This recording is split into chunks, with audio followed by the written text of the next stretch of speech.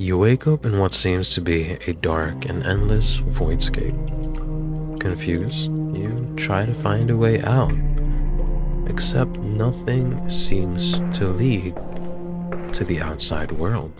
Looking around, you realize there are people, but everyone seems to know that you don't belong here. Desperate to leave, you run through every door, up every staircase, down every hall, but every turn leads you into darkness. This is Outlast.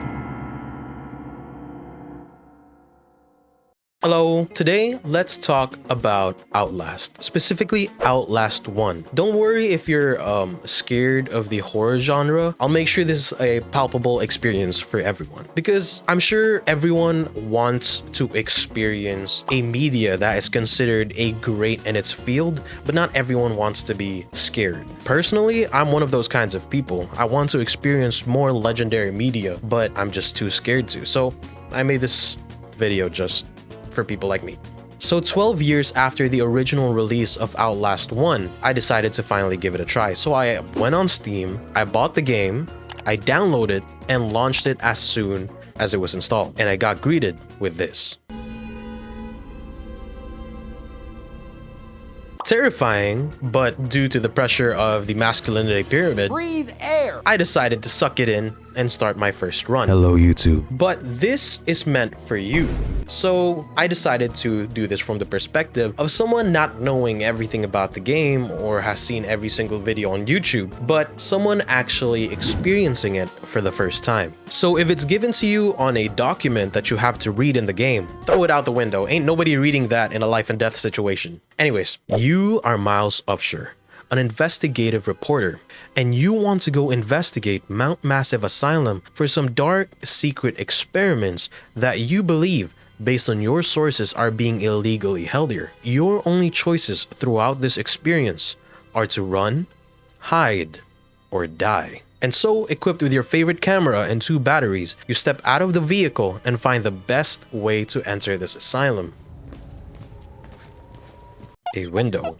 You climb the scaffolding, do a little parkour, and find yourself in the building. But for some reason, all the furniture is broken and all over the place, and blood is all over the floor. There's blood. Is that blood? Now, as a normal human being, you see a room full of blood. What is the first thing you do? As Miles Upshur, you ignore all of the blood.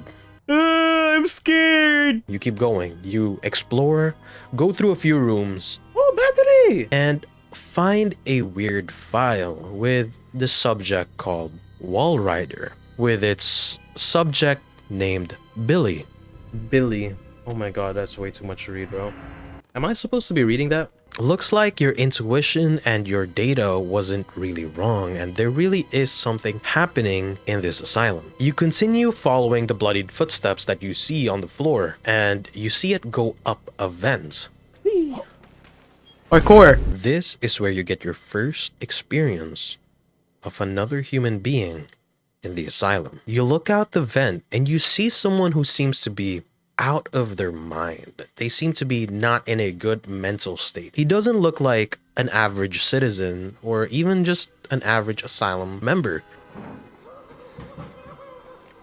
But you get out of the vents and you see that the hallway has been blockaded, and the only option to continue from here is entering a room. When you get in this room, you realize it's very dark and a body is hanging from the ceiling.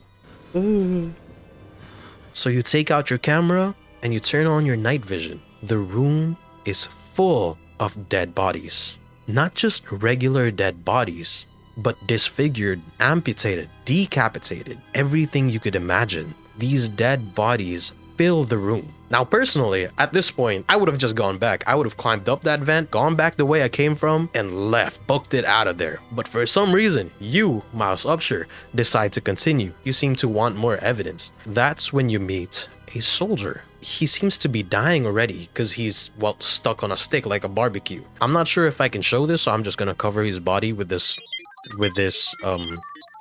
I don't know what I'll cover it with.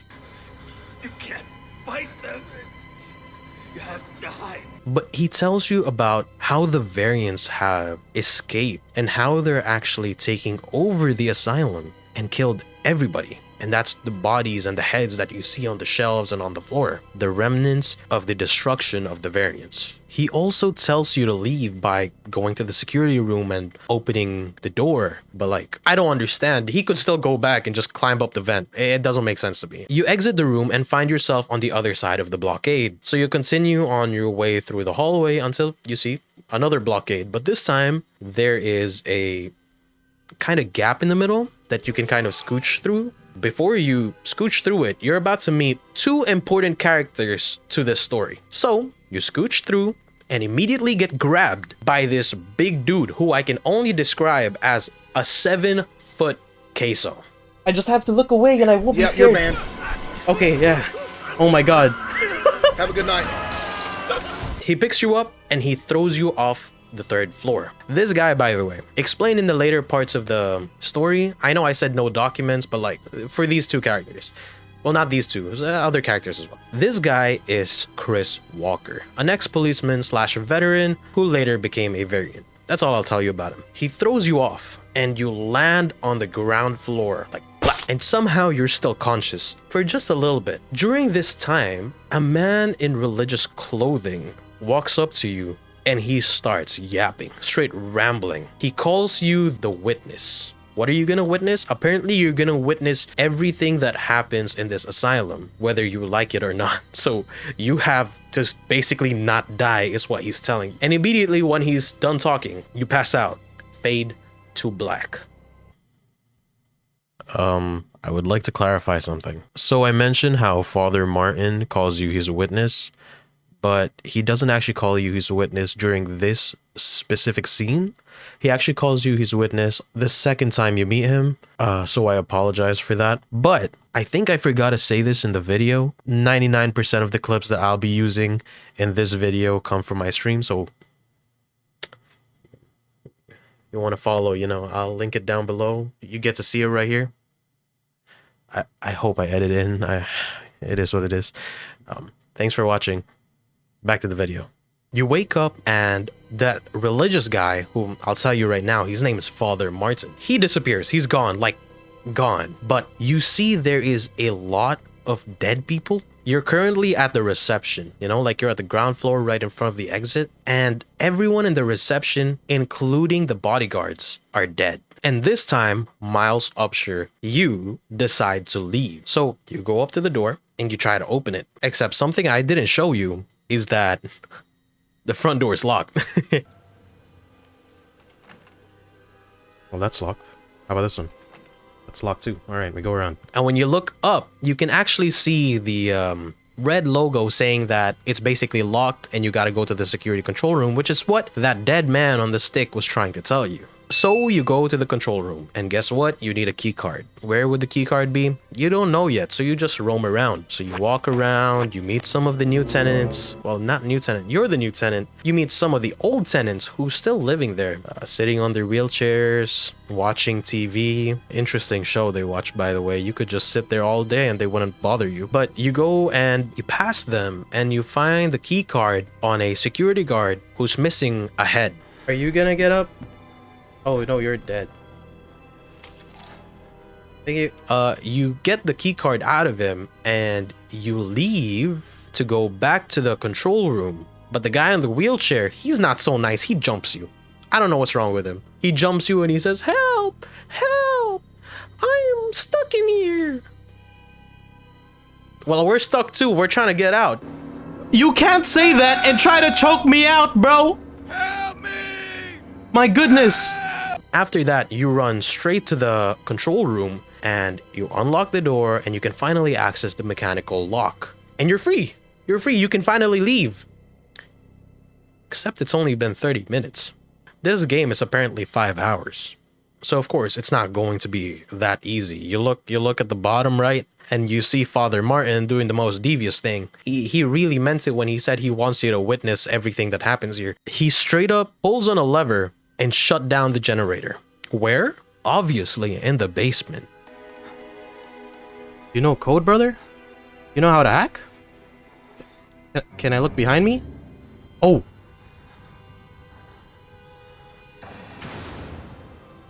But before you could head there, you have to have a lovely reunion with our favorite streamer. You hide in the locker, and he comes stomping through the door, literally breaks the door down. FBI, open up! Stomps through a little bit, opens the other locker, sees nobody's there, and leaves. He does one of those Batman things, you know, where he walks through the door, looks over his shoulder, and goes, "Nobody's here." I'm Batman. And leaves. But yeah, if you played the game like me and you didn't actually read the point where it says that you need to hide, you basically end up like this. Oh, am I supposed to leave? Oh, I am.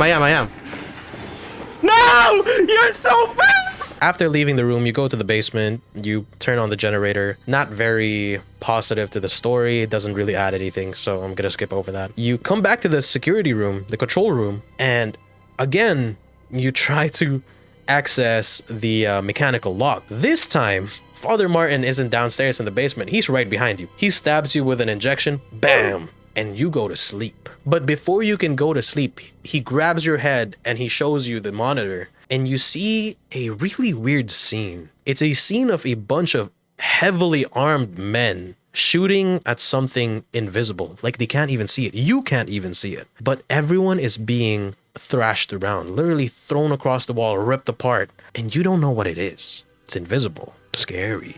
Regardless, you woke up in a room clearly designed for a patient in the asylum, so you're not supposed to be there. So you try to open the door, except the door opens by itself. Nice. Whoa. That's scarier than anything else in this game so far. Walking out, you meet some of the tenants, and that's when you remember that this place is a whole asylum. Everyone is crazy. You see someone literally reaching for you through the glass window. You see someone whose door is open, but they don't want to exit. They're crying in the corner.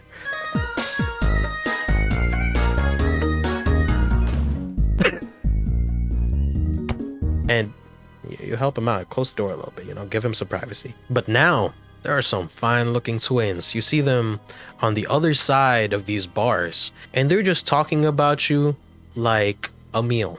Like, one of them saying they want your leg. Did I say that correctly? Correction, it's even worse. One of them said they want your tongue and liver, and that they're giving us a head start to run away. That's crazy. They're basically hunting us down. You try to find an exit of your newly found home for free, by the way. They gave you this for free. In this economy, just take it. It's free home. So you find an opening in one of the rooms. It's literally a crack in the wall leading to the piping and the space behind rooms. So you just crawl through there, and somehow at the end of it, there's another wall on the ceiling which you can climb to get to the next floor, which is basically an open floor of open hallway. The next few sections of the game are like extremely irrelevant to the story. They just basically add more atmosphere and like more chase scenes. A lot more chase scenes. I genuinely hated this part because it had nothing to do with the story. But yes, I digress. Basically, you pass through the asylum and you make it into the sewers, where you have another chase scene with, yes, Chris Walker, our favorite Queso cosplayer. Hello? Why are you running? Oh, come on, man! Leave me alone! Once you get out of the sewers, you actually make it into the male ward, and that's when you have one of the best chase scenes in the game. The twins keep their word and they chase you down. You basically have your own Mission Impossible scene, except instead of evil villains, what did I write in script again? Yes. Instead of evil villains chasing you, you have people who are too mentally dysfunctional to have a normal life in society and were therefore placed in the asylum due to the law system or by their loved ones, hoping for the recovery of their precious family or friend. Hey! Hey! Ah!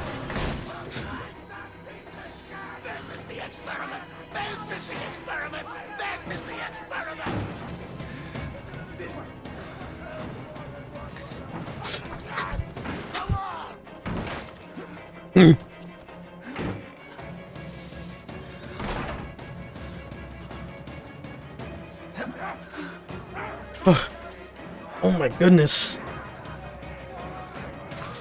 Well, Ryder, oh my goodness.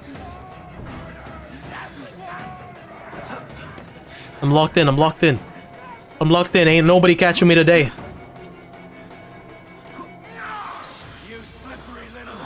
That's right! That's right, buddy!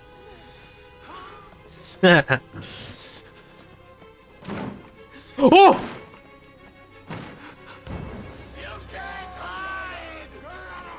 What? Oh, this way. What?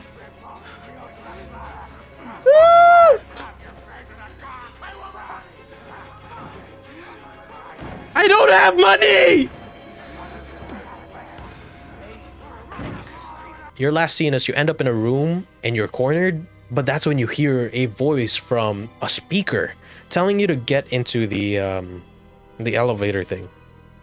Yeah, the dumbwaiter. The dumbwaiter in the room. It basically shows up, you get in it, you trust the voice because you have no other choice. When you get in the dumbwaiter and you close it, you see the variants right behind you. Literally right behind you. And it starts going down. The dumbwaiter starts going down and you finally feel like you have an ally. You know, you've freed up a little bit. But then you get to the bottom of the dumbwaiter and it's this guy with no skin. He's dressed weirdly. He has glasses on and he talks to you for a bit before absolutely knocking the lights out of you. Straight punch to the face. But of course, like every single scene in Outlast, before you fade to black or before you get unconscious, I don't know, Miles Upshur has a head made of steel. He stays conscious for this variant, this crazy man, to tell you that, oh, you're that person. You're Father Martin's witness. That's when you realize, oh, these two people know each other. You don't know whether they're allies or they're enemies. This variant now picks you up and straps you to a wheelchair, and he gives you a mini tour of the asylum, of all his other patients that he's taken care of. Looking at him, you can tell that he doesn't really treat them, and instead he just actually does experiments on them. But he is about to do the same thing to you, and you know that while you're getting this tour. He actually brings you towards the exit, makes you look at it, tells you that that's the exit and you could just leave. But he knows that you're strapped to the wheelchair, so he brings you back into a room. And that's where he starts talking to you. I don't think I can show you a lot of what he does, but he basically amputates your fingers. And while he's doing that, he monologues. He just monologues and talks a lot about his philosophy, but the philosophy is not philosophying. It's just crazy talk. After he's done talking to you and basically doing his experiment on you or taking care of you, he leaves. And for some reason, that's when you notice that you can wiggle your arms and escape. That's exactly what your character does. Oh my god! Wow! It works! I don't know how it works, but it works. You could have done this before he cut off your fingers. Once you've fully collected yourself, you sneak past him and you find a man tied up to a bed. Well lit, may I add. Hello guys, welcome to my Minecraft Let's Play. Unlike all the other variants that you've seen so far, this variant talks a lot. He actually looks at you and he tells you that he was an executive, or he is an executive, except Traeger had taken him and experimented on him. And what he tells you is that Traeger was also an executive who was admitted to the asylum and experimented on. He mentions that Traeger got the treatment, which at this point of the story, you should understand that anyone who gets admitted to this asylum gets turned into a variant because they got experimented on. So Traeger's basically just a crazy executive who has convinced himself that he's a doctor now. Now back to this dude. He starts screaming. Literally at the end of his monologue, he starts screaming. And that's when Traeger comes in. If Traeger didn't spot you before this, he kills the guy. Basically saying that he gets attention, blah, blah, blah. But if he spots you, he just immediately starts chasing you down. While Traeger is running after you, you try to run to the one place where you can escape in this area, which is the elevator. Except when you enter the elevator, you need a key to access this elevator to make it even work. So you run around, you find the key, go back to the elevator, and you make it work. And you start going down. And as it's going down, Traeger opens the gate to the floor below and he starts entering. He tries to stab you immediately. And Miles Upshur is strong as hell. He basically stops him, pushes him out. And as Traeger tries to come in, half his body gets stuck in the elevator and the other half gets stuck out. And the elevator just crushes him, killing him. With the threat now off your back, you try to escape. So you look for a way out, you look up, and oh, you see it. There's a hatch, which is conveniently extremely close to you, which doesn't really happen. You open it and you climb out and you see the other half of Traeger, which I probably can't show either. But yes, the elevator is not working anymore, so you find another a way out, another exit basically. Except instead, this time you see Father Martin. Remember Father Martin? Yeah, that guy. He shows up again and he tells you to meet him outside. Basically, he tells you to go meet him in the female ward, and he will tell you everything you need to know, that he will end all of this. You continue walking, but you walk into a cafeteria, which is basically completely engulfed in flames. And in the middle of it, a man just sitting there. You go talk to him because you can't exit. You can't leave the way you want to leave because it's blocked by the fire. He talks to you and he mentions Murkoff. Basically, if you read the documents, Murkoff is the corporation responsible for everything happening in this asylum. Basically, all the experiments are managed by them. You go to extinguish the fire and you have another queso incident. Oh my god. Why are you running? Oh my god, he's here. But you manage to make it out and you leave the building. But instead of trying to exit, you remember Father Martin's words and you go and try to meet him at the female ward because you are a reporter, Miles Upshur. It's like Spider-Man. You would think that because you're outside now that this would be a calmer experience. No, it's not. Father Martin. Where is Father Martin gonna be? It is pitch black outside. Like you can't see anything unless you have your night vision camera or the lightning hits at the same time as when you're walking. May I also mention the fact that at this point of the story, you don't have enough batteries to keep looking down your camera to rely on it for night vision. So you're basically walking in the dark and it's extremely hard to navigate. And you have Chris Walker chasing you down again. He ended up outside. I don't even know how he ended up outside. I don't know how he made it through everything else that we just struggled to get out of. Are you outside? Big boy's outside. Man, if this guy was just American enough, he would have had a Glock on him. To get to the female ward, you need to get through the maintenance shed. You go check the maintenance shed, it says you need a key. The door needs a key. Everything needs a key. So you go to, I don't know, some kind of mini shed, and that's where you see the maintenance shed key. And as you're leaving, for the first time in this whole game, you see the wall rider. He shows up in the most goofy way. He just shows up and he flies away. You would expect like this weird project or this weird like phenomenon that's happening right now. You would expect it to kill you immediately, but no, it like literally just looks at you and flies away. You just ignore it. Like it didn't do anything to you. So you go to the maintenance shed, you unlock it, but there in the maintenance shed, it actually interacts with you. Literally shows up, goes boo, and then flies right through you. That is the most, how do I say this? It's the most unscariest monster of the game. And it's supposed to be the final monster or whatever. You finally make it into the female ward, and that's when you see Father Martin on a ledge. Even Abraham had to cast his eyes to the ground. He manages to mix Abrahamic religion into the words that he's relaying into you, but you know that that's all just crazy talk for the wall rider that he worships, which is also a project, by the way. He ends it by saying, come up and find a way to the floor where he's at right now. So you try and do that, and you basically go and do parkour. You climb, jump, few broken wooden floors, and on your final jump onto the floor where he's at, you slip and you drop your camera. The thing that you've been relying on this whole game, you managed to drop 3 floors up. You would be lucky if that even survived. Let's say you ignored it. You go up and you try to continue. You can't. You need your camera. It's too dark. It's too dark and you can't manage to go through this area without your camera. But of course, it has everything you risk your life for up until this point. So you climb down, no biggie, do it nice and fast, and you find your camera. Find a way to the 3rd floor.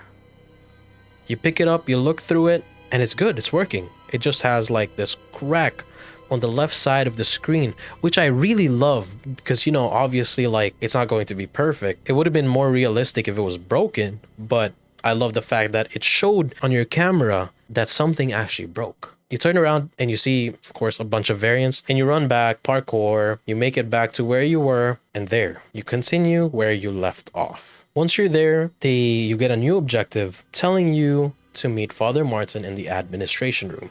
So you go search for it.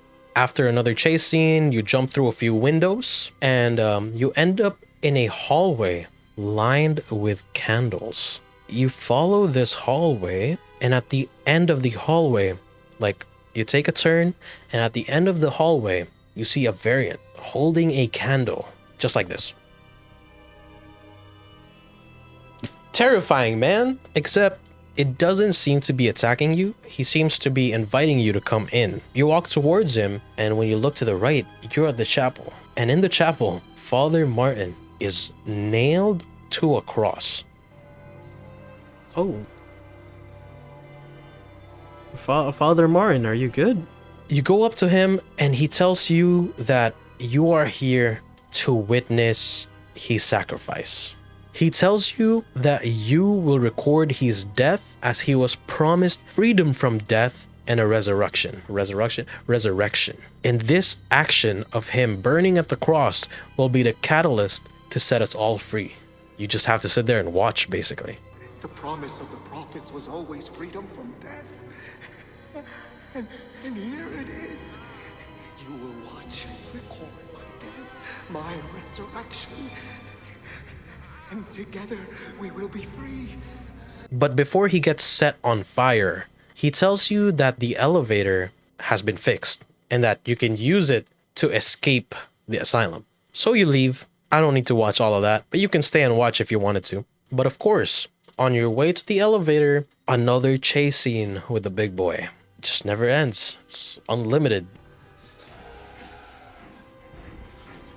You get past him and you finally make it to the elevator. And it brings you down to the ground floor where you can see the exit. As you try to walk towards the gate of the elevator, it doesn't open. It doesn't open like it usually does. It suddenly starts moving again and it goes down. And it's not just a few floors down. It's deeper than you would imagine an underground would be. When the elevator opens, you're greeted to a view that looks very sanitized, very clean, the complete opposite of what's happening on the floors above it. You walk further in just to see what this area is. You see a reception desk, again, with a lot of dead people. The security's dead, and the people working at the reception is dead.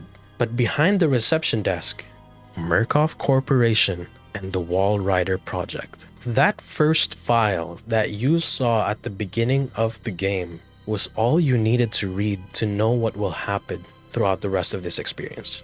You pass a lot of labs, and in these labs are the researchers who seem to have imploded or been ripped apart. All seem to have died a gruesome death. But you head on forward, looking for some kind of answer, some kind of evidence that you can use on your report. And that's when you see the Wall Rider. Unlike the other 2 times he saw you, he straight attacks you. Oh my... Now what? That doesn't look that scary. Oh, am I supposed to run away from him?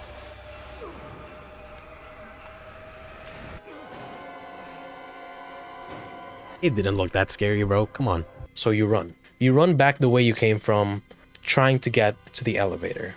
But as you're about to open the door, guess who shows up? That's right, Big Boy. I am not shaped like a Ferris wheel! He picks you up, throws you, and he says, this time, no more escape. Except there is an escape. The Wall Rider shows up and he creates the Marvel scene with Hulk and Loki. Goes bang, bang, bang, bang. And once he got tired of him, he basically shredded him into pieces. Oh! That's it. That's the last we see of Chris Walker. You take this opportunity of the Wall Rider being away and you pull yourself together and head back to the exit from where you came. But on the way there, you see that one of the doors that was originally locked has suddenly opened. And inside it, you see a living human being. A very, very old human being. This man is none other than Dr. Rudolf Gustav Wernick, the lead scientist of the Wall Rider project. He basically explains the whole being of the Wall Rider. It's basically a bunch of nanomachines controlled by an actual body. And this body is Billy, which is currently contained in a lab.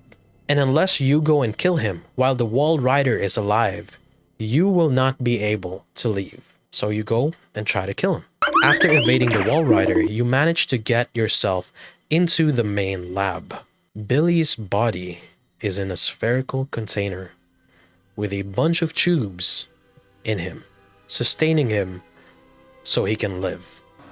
Oh, I think I know where Billy is. What's up, Billy? Oh, Billy, you buff, bro. You got a good chest, good tricep insertions. Unlucky with your hair genetics. You just like me for real. First, you head to the life support fluid reservoir to turn off the life support valve. Keep in mind, the Wall Rider, throughout this whole experience, is chasing you down. I don't think Billy wants to die, so of course, he is sending the Wall Rider to go out and hunt you down. Once you're done with the life support valve, you head to the sub-lab generator to cut off the electricity supply. You cut it off, and now your last objective: disable Billy's life pod failsafe. You head back down and take the jump that you used to get here. But at the end of your jump, the Wall Rider grabs you and he throws you straight down. Obviously injures you dramatically because you're just a normal human being.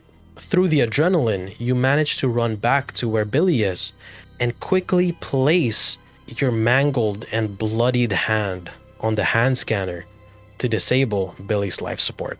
You turn around and you see Billy bleeding out in his spherical container.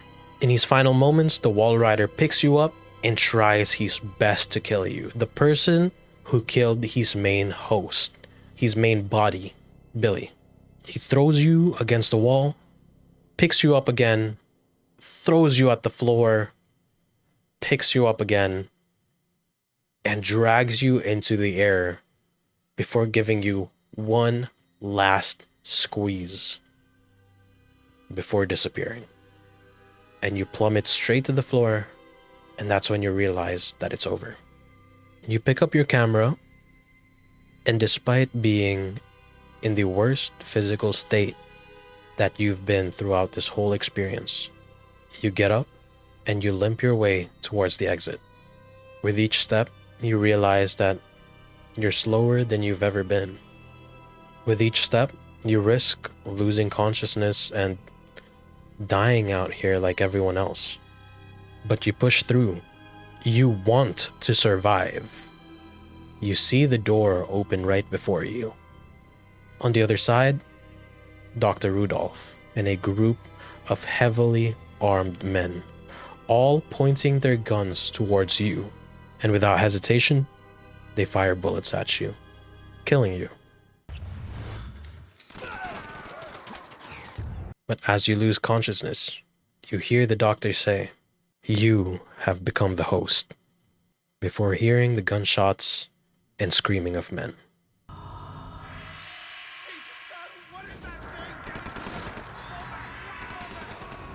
Roll the credits. That's a summary of the whole game. Now that that's all out the way, I want to talk about the actual gameplay and the story. I have several things I want to talk about, starting with the plot. Let's talk about the story and how it's actually conveyed in Outlast 1. I don't know about Outlast 2 or Outlast Trials, but what I do know is that 50% or more of the actual story is in the documents. To me, that is horrible storytelling. Dr. Rudolph being the lead researcher, Chris Walker's name, you have to find out all of that through the documents. When you're so immersed in a game, pulling up a document and reading it, especially in a very atmosphere-heavy game, is almost like a pause, a break. It takes you out of the world. And that ruins what makes the game great. It's the best part of the game, the best aspect of the game. Preferably tell me a story through the environment and the people or the objects that have been affected by these events. Tell me or even show me what's happening. Don't make me read it. I get that it takes place in an asylum/lab, so it's very common that there are documents, but this is also a horror game. So I would have liked it if the story was treated as such.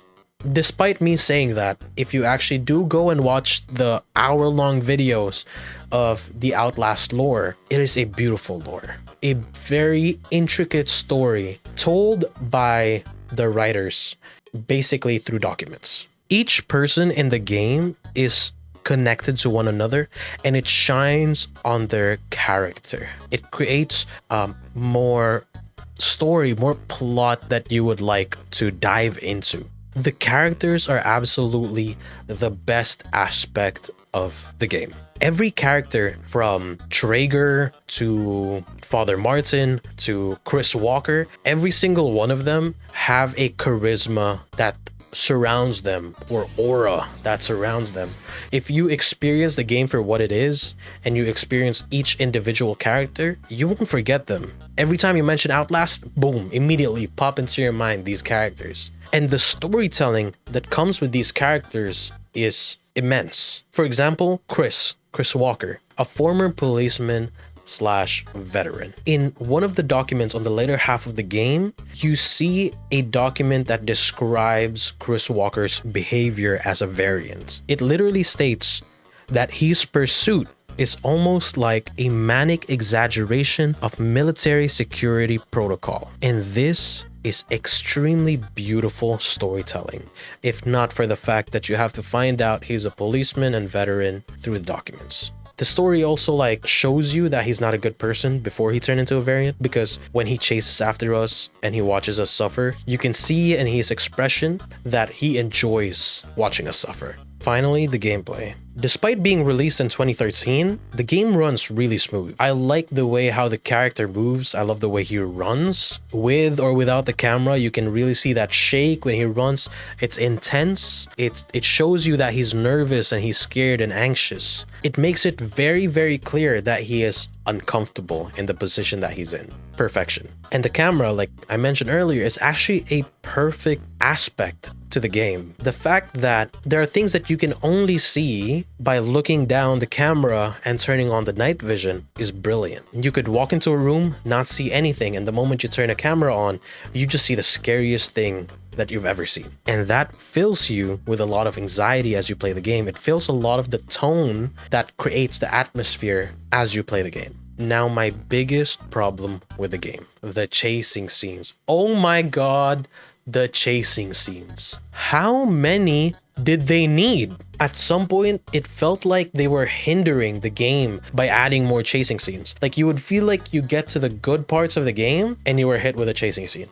Oh, you were about to get to the good part of the story? You were about to know what happens next? No, chase scene. And the chase scene wouldn't last you a few seconds, especially when it's your first time playing. It would take you a while. You won't know what to do the first few minutes. That story that you had in your brain, gone. Once you pass him, then you're like, oh, I remember what's happening now. But you've lost it. You've lost what's happening in the story because you were so focused escaping from the thing that was chasing you. I absolutely hated that. Hate is a strong word. That's just exaggerated, but it displeased me quite a lot. Sometimes I felt like the chase scenes were there just for gameplay's sake, but due to the tone that Outlast 1 has created, they did not need that much chasing scenes or gameplay. That's how good, that's how perfect the atmosphere and tone of the game was. They didn't need all of that to immerse yourself in it and to just be stuck playing the game. But overall, my overall score of the game is a solid 8 out of 10. The story for a horror game was immersive and immaculate. The double eyes. The characters, chef's kiss. Extremely interesting. Every single one of them. The gameplay is what I would say brought it down a bit. but I still thoroughly enjoyed it. It was a great experience. So to answer the question, is Outlast 1 still worth playing in 2025? For the price it's being sold every time it goes on sale in Steam, 100%. The game gets you your bang for your buck. What you're paying, you'll probably experience a lot better than what you would have expected for paying that price. But that's my opinion on Outlast 1. If you've made it this far in the video, thank you so much for supporting. Let me know what you think. Let me know what you want to see next. I'll go and look into it, see what I can do. And don't forget to like, comment, and subscribe to see what story I'll read to you next. Thanks for watching. If you want to experience more moments of me getting scared live, or even want to suggest any other games, you can find me on my Twitch channel where I'm probably playing another game I'm making a video on. Or not, but at least we can experience it together.